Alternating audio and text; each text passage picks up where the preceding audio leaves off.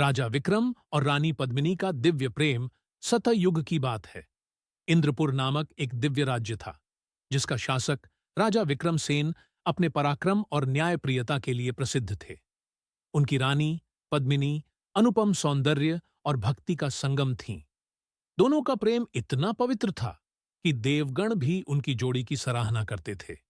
परंतु उनके प्रेम की परीक्षा तब हुई जब दानवराज विरोचन को रानी पद्मिनी के सौंदर्य के बारे में पता चला। उसने छल से उन्हें पाने की योजना बनाई और भगवान ब्रह्मा से वरदान प्राप्त कर लिया कि उसे कोई भी मानव नहीं मार सकेगा। एक दिन जब राजा विक्रमसेन यज्ञ में व्यस्त थे, तभी विरोचन ने अपने मायावी रथ पर आकर रानी का हरण कर लिया और उसे पाताल लोक ले गया। राजा जब महल लौटे और यह देखा तो क्रोध से प्रज्वलित हो उठे। उन्होंने अपनी तलवार उठाई और देवराज इंद्र से सहायता मांगी। इंद्रदेव ने कहा, दानवराज को मनुष्य नहीं मार सकता, परंतु प्रेम की शक्ति सबसे बड़ी होती है। यदि तुम्हारा प्रेम सच्चा है तो स्वयं नारायण तुम्हारी सहायता करेंगे। राजा विक्रमसेन ने घोर तपस्या की।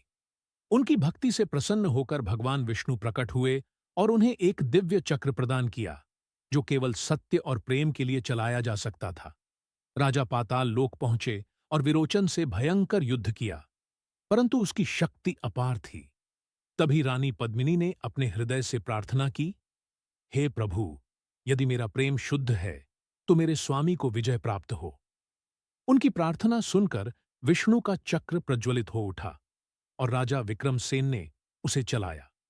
चक्र ने विरोचन का अंत कर दिया और पाताल लोक पर प्रेम की विजय हुई। राजा रानी को लेकर इंद्रपुर लौटे।